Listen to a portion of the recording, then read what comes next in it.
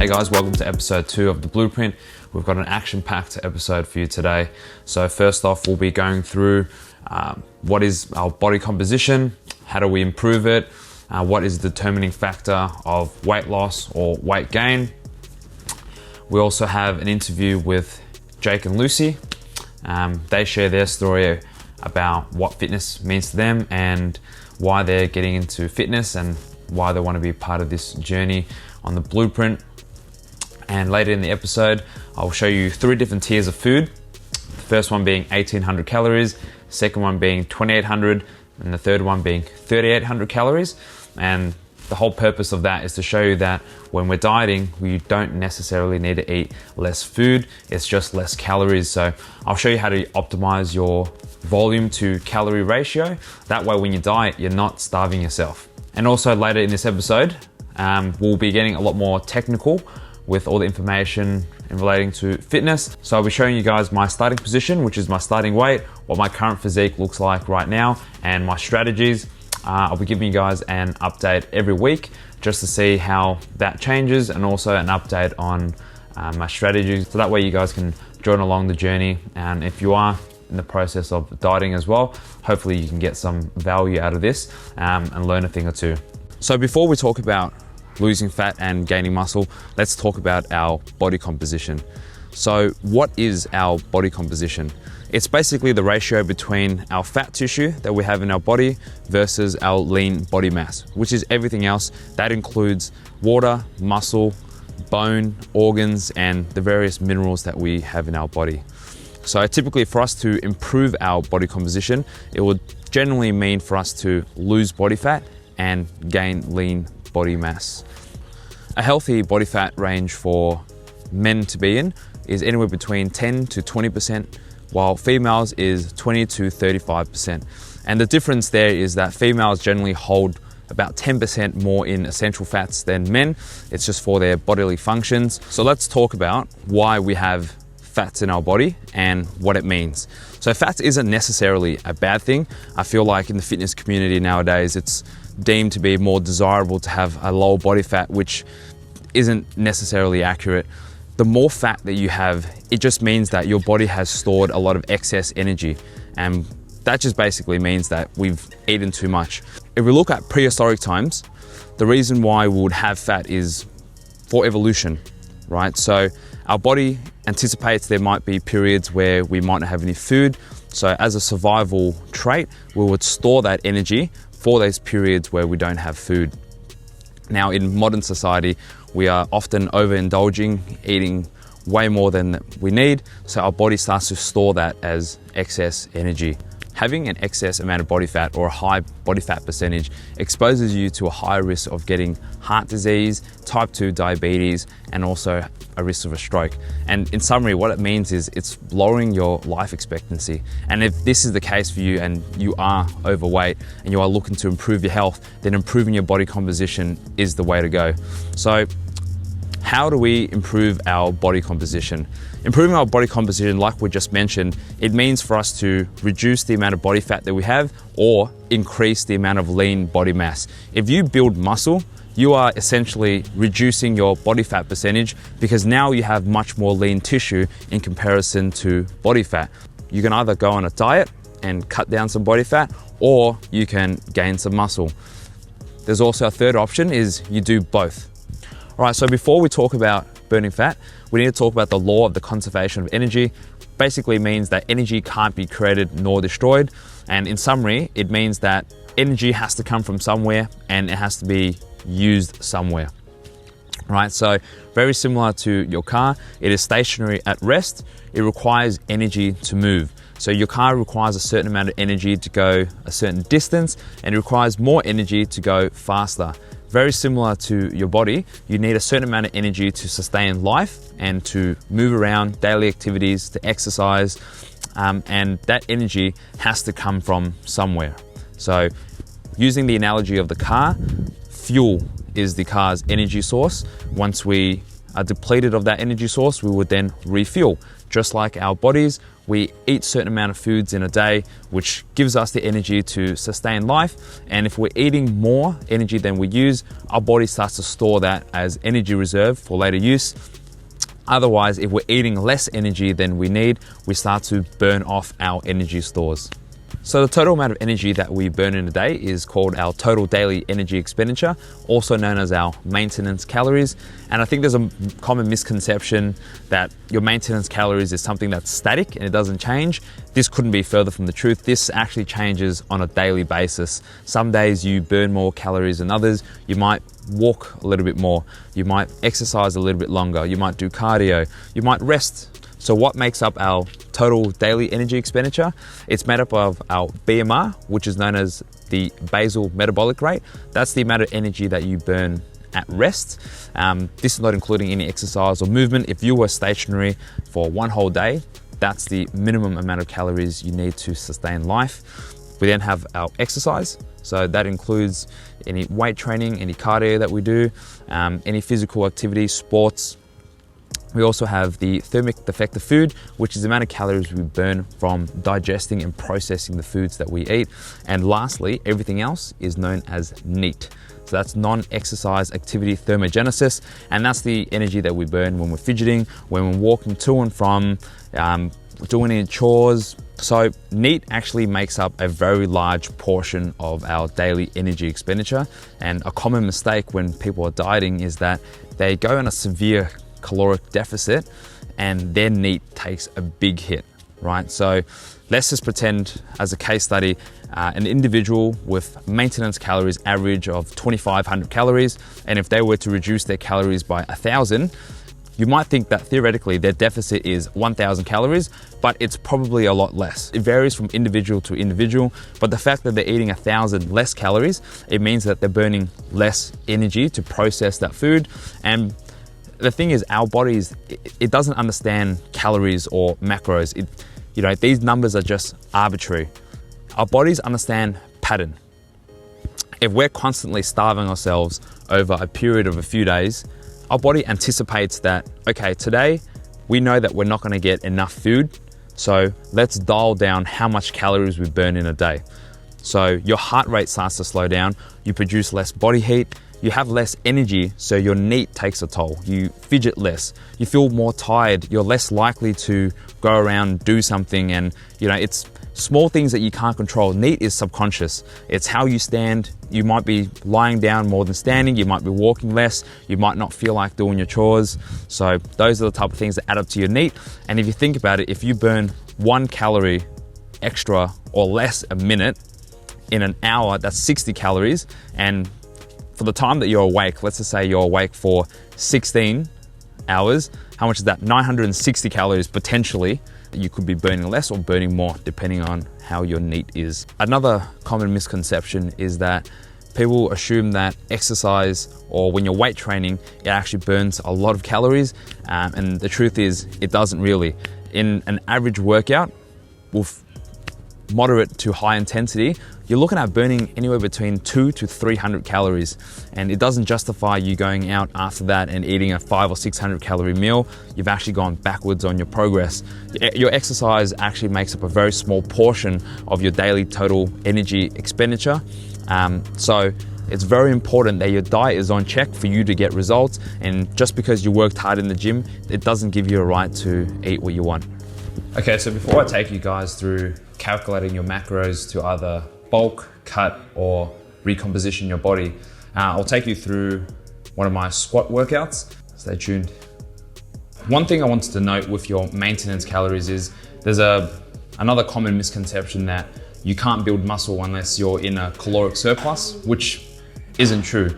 At your true maintenance calories for that particular day, that's the amount of energy, the complete amount of energy that your body needs to fulfill its duties, including muscle repair. When you eat anything above your maintenance calories, you're in a surplus. That's excess energy that your body doesn't need, and it will be stored as fat. And we're speaking about our true maintenance here, and it actually is very hard to measure our true maintenance calories. Like I said, it changes from day to day, and even calculators online, none of them are actually accurate. You can use them online as a starting point, but from then you'll need to readjust. You have to weigh yourself every single morning and average it out for the week. And then you measure your differences between week 1 and week 2. From then you'll get a more accurate representation of your weight loss or weight gain, whatever your goals are. But it's important to weigh out the averages, because from day-to-day fluctuations, it can vary in the kilos. If we want to cut, you want to lose fat. The idea is for you to lose fat over a period of time. You don't want to lose fat too quickly. Like what we mentioned, your metabolism is going to adapt, which makes it harder for you to cut. And I think that's a very common mistake that I see around.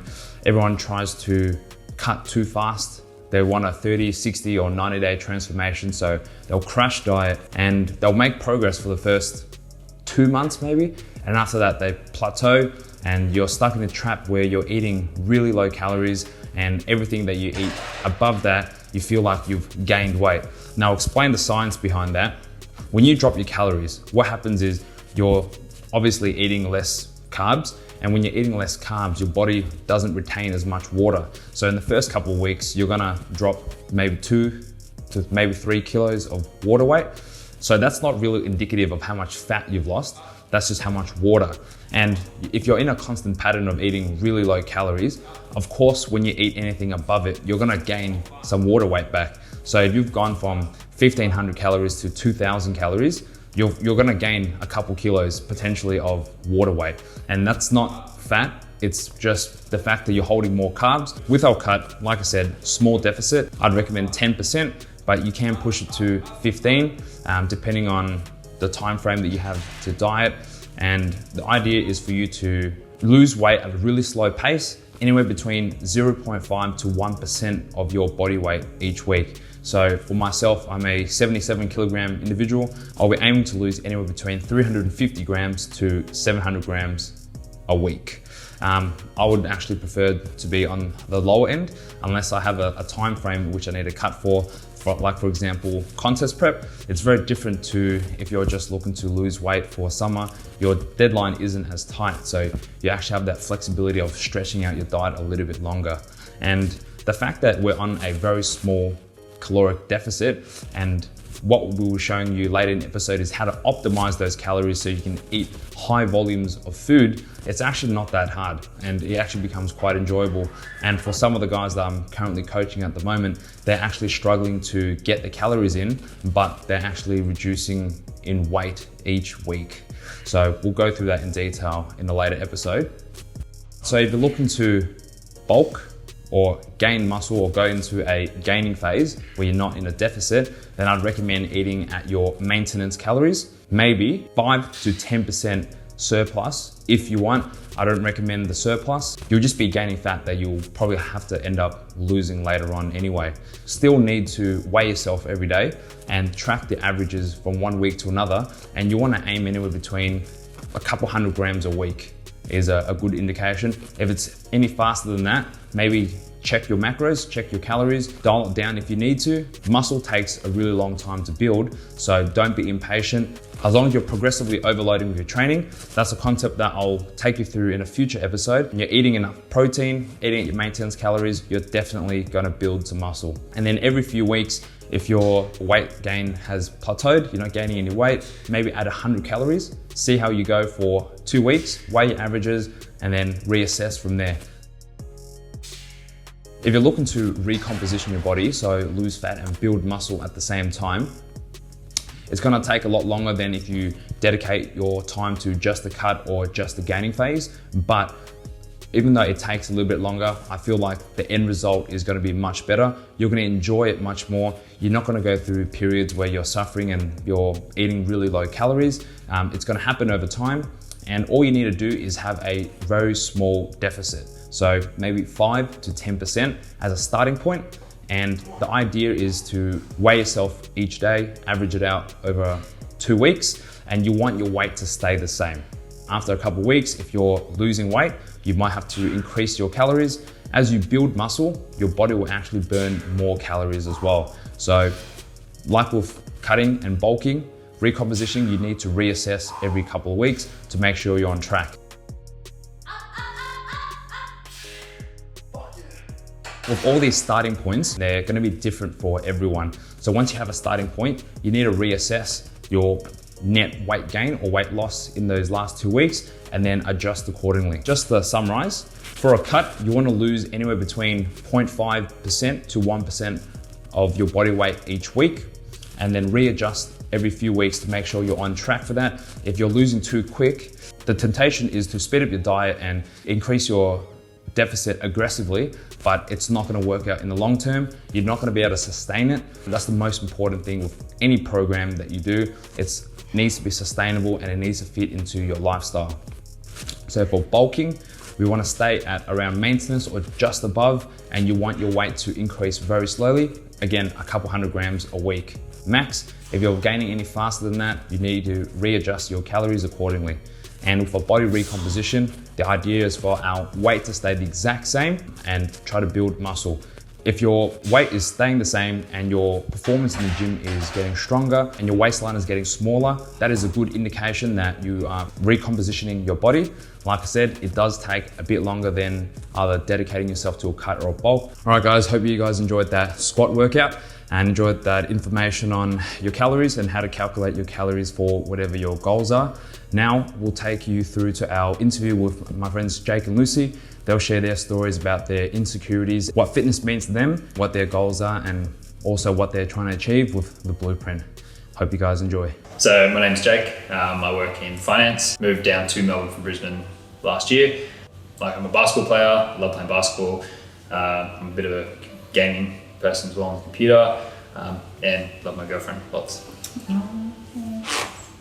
So we moved down from Queensland just for something a bit different. We're both in finance. This is sort of the finance capital of Australia. It was an opportunity to immerse ourselves in sort of our industry. A lot more job opportunities down here, a lot more career progression. Having chicken with just these things, veggies, and then making like a peanut satay sauce. I'm Lucy Atkinson. As Jake said, moved from Brisbane to Melbourne. My goals are probably a bit more around that. I felt like we were in a very bad position in Brisbane. We got ourselves into a lot of financial issues, not because of anything we did, but just because of we had, someone turned our rental into a meth lab and things like that. So we got into a very negative, horrible ball. So the whole idea in my mind, I think, for moving down here was for that fresh start. We kind of turned into those zombies that literally didn't do anything on the weekends aside from sit there and complain about how awful everything was and order takeout and not exercise, and it was pretty gross. We just need to take that final step and start to do the goals in terms of fitness that we've always wanted to do. So, growing up in school, I was a big kid, a fat kid. I did get probably not nice attention from people because of that. I felt like I was maybe an easy target, and so I've always been like a yo-yo dieter in a way that my body weight moves quite quickly, so I can drop 20 kilos and then the next week I'll put 20 kilos back on. So throughout school I was heavy and then fit and then heavy and then fit. And then when I finished high school, I was in another relationship, which the relationship was not good for myself and my partner at the time. We put on a ton of weight. I think I was at my heaviest I'd ever been. I was unhealthy, I was not exercising, I was eating really bad food, my skin was bad, my mentality was bad. I was not in a good spot. And when that ended, I lost 34 kilos and I was like a noodle. I lost like a heap of weight. I was happier, I was feeling better about myself, I was more confident. I loved going clothes shopping, right? I loved being able to put on a shirt and be like, fuck, I look good in this. Or putting on a shirt and be like, shit's too tight because my shoulders are too big. That was fucking sweet. But now I'm back to the point where I'm happy in this relationship, Lucy and I are really good, but we've put our comfort and our happiness and just lounging around above our fitness. And so, we put on that initial love fat, as people do in couple fat, I think is quite common, but never stopped, right? So fast forward for nearly 5 years, we've both, we haven't been good for each other in the way that we don't encourage each other to do better. And my insecurities around, taking my shirt off at the beach or looking good in clothes. I love to look good in clothes, right? I love putting something like, that looks really decent. But I don't get that anymore. And that's really it's really sad. So sort of over it in a way. We've spent so much money on takeout food, it's ridiculous. We are so unhappy with our bodies right now that, we need to make ourselves a priority right now. We have one. I like it too, it changes your life. Actually? Yes. You have no idea. Is that what we're doing? When we first like started doing it years ago, I was like, that's it, we're buying 6, we're always waiting for each other. And Jake's like, what a waste of money. And ever since we got them, it's been the best thing ever. Hasn't it, Jake? Go on, admit it. It's been horrible. Some insecurities that I've had, mine are probably a bit different. I felt like I was confident and I was very sure of myself. In past relationships, my weight was a big issue, so I always had to be good looking and slim, or whatever it was. And then when I feel like I met Jake, I had this whole comfort come out, which was I'm secure in my relationship and I'm secure that he loves me. But unfortunately that meant I just got I just put weight on and put weight on and put weight on. So all of a sudden I've had insecurities that I've never had in my life creep in. So I've never been the kind of girl who melted down before going to an event, and now I define myself as being like, I don't want to go to the Melbourne Cup, or I don't want to go here because I don't want to go to a wedding, because I don't want to find a dress, and I don't want to go shopping for it because I'm just going to cry. And it sounds really stupid and shallow because I think, like everyone's telling you that you should be comfortable with your body you're in and stuff, but I'm not. And I know it can be better, and I don't know, like I just feel like it's we do have a good relationship, but I feel like it's affected our relationship because like if Jake even puts his arm around me now, I'm like, oh, just don't touch me. And it's not because I don't want him to touch me, it's because I don't want him to feel my fat roll. Or, I just feel like I've become this really, like just super like sensitive person, and I never was. So I think that's probably where my insecurities are meant. I just need to be more confident, but I'm not prepared to be confident in the skin I'm in now. And that's my 5-day meal prep.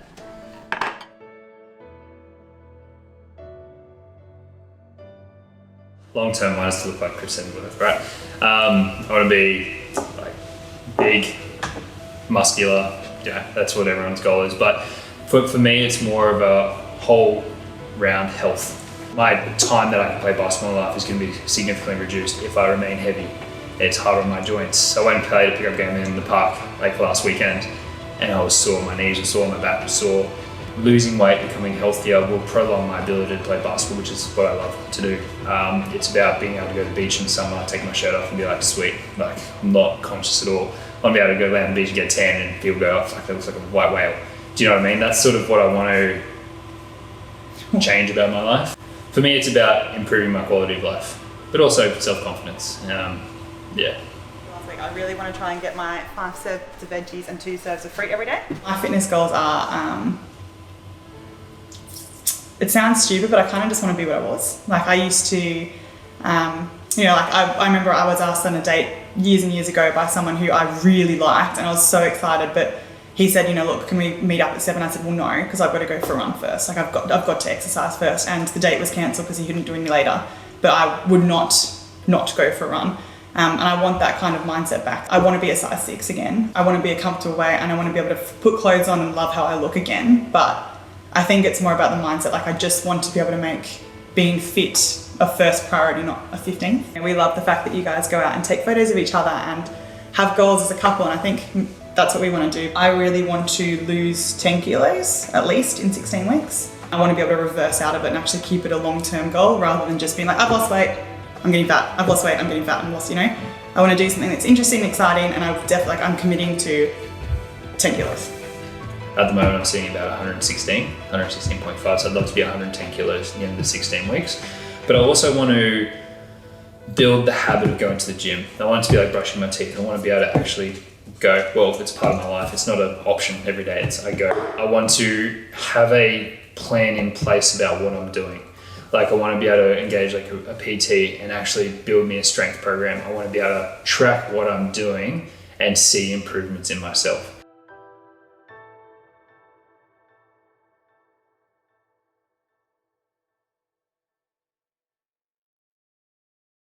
Today we'll be showing you 3 sets of meals with 3 different calorie ranges, one at 1800, 2800 and 3800.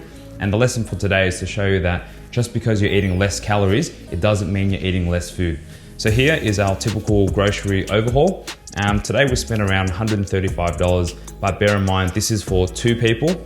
And in terms of the meats, we usually rebuy the meats later in the week, so you can add maybe $10 to $20 on top of that. Our weekly grocery overhaul, we're looking at around $150 for 2 people. So let's get started.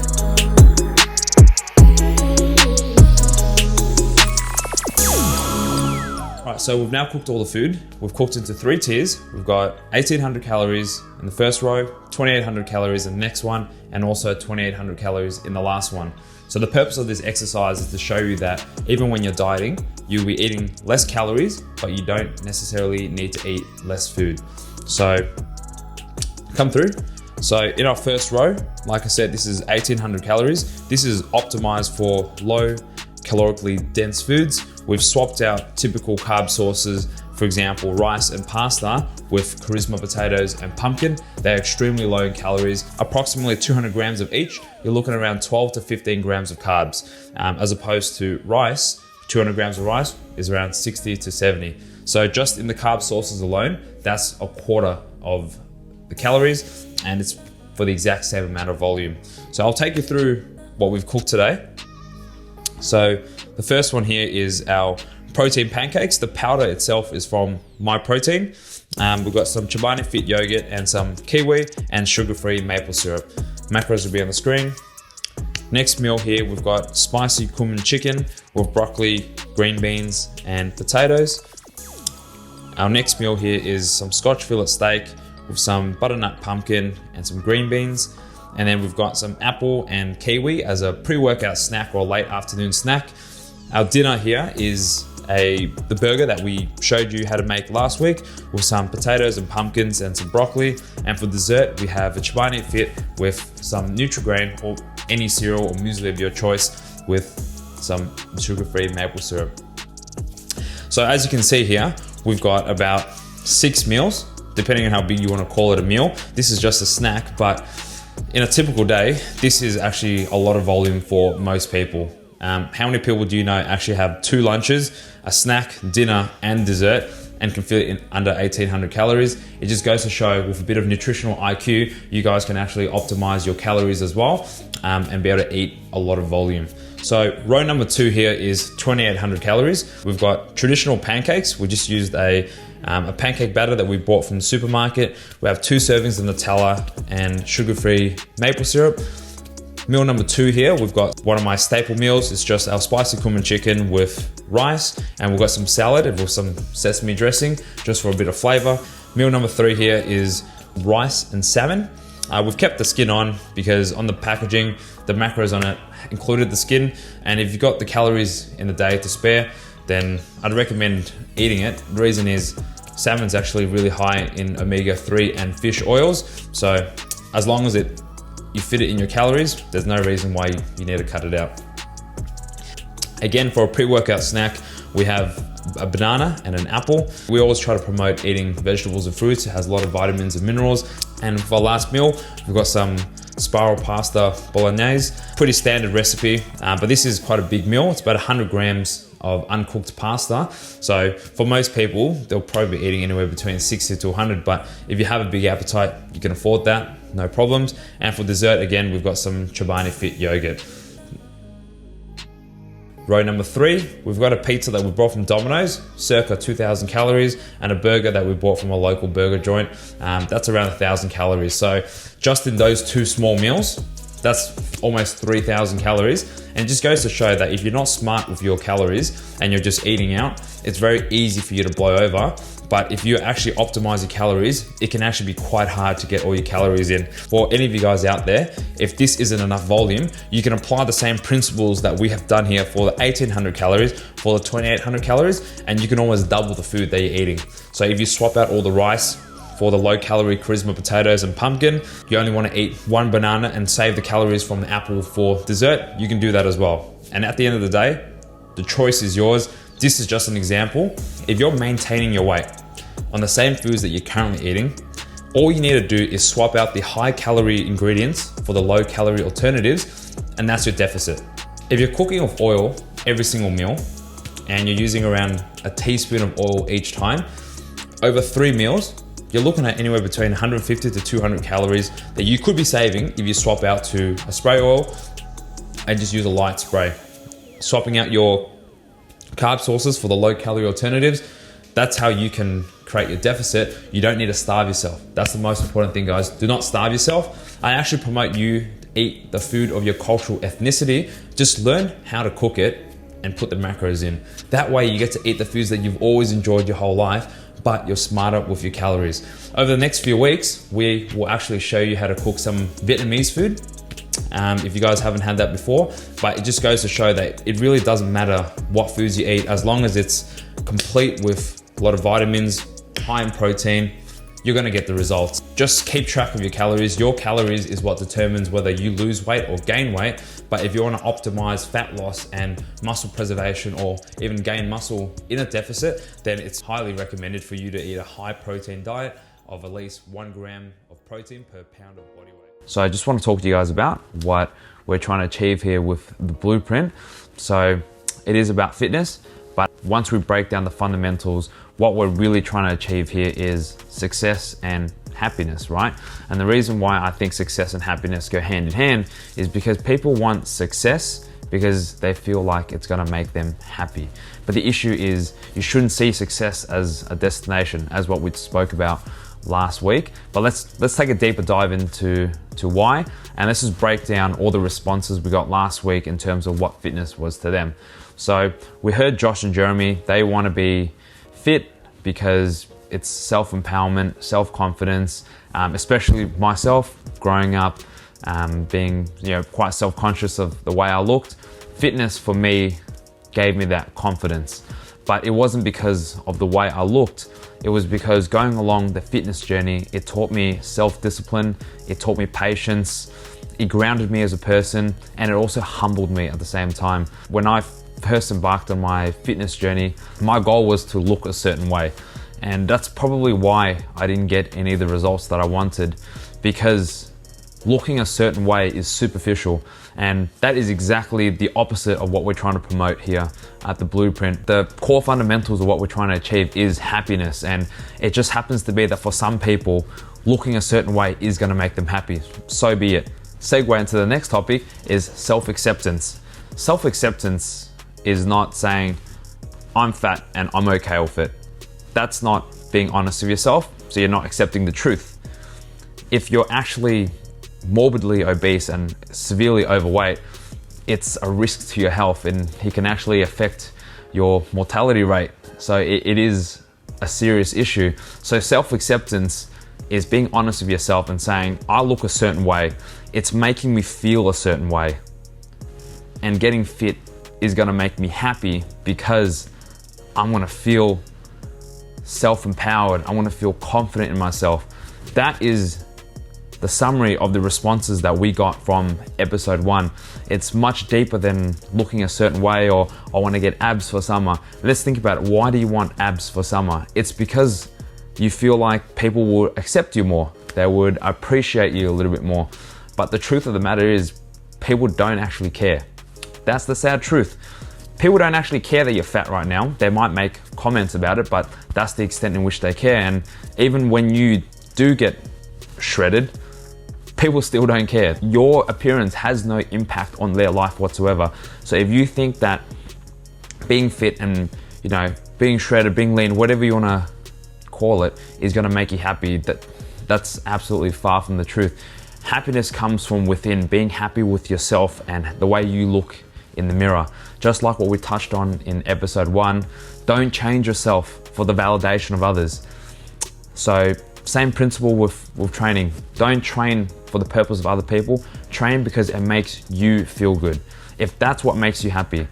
And I think too often people focus on the things that they can't control, which doesn't really make sense. So for example, if you're overweight, that's something that you can control.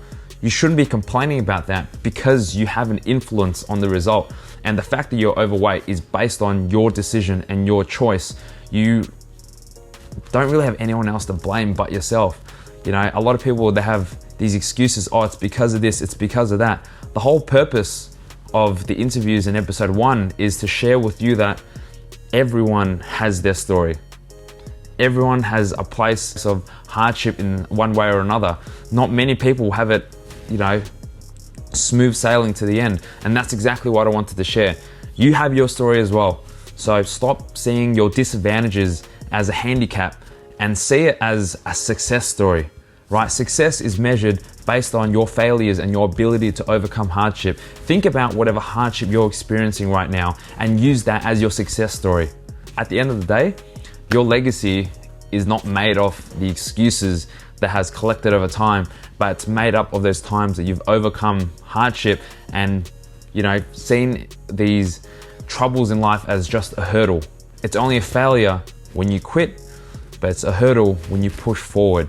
Hi guys, I hope you guys enjoyed the video today. No, I wasn't looking at the camera. I forgot what I was ready? meant to say. Right, let's go. What was I meant to say again? I don't know, just say what you want to say. All right, ready? 1, 2, 3, let's go. Okay. Hi guys, I hope you guys enjoyed the video today and please like and subscribe. That's it. I was meant to say that, shouldn't I? How about you say it? I'll say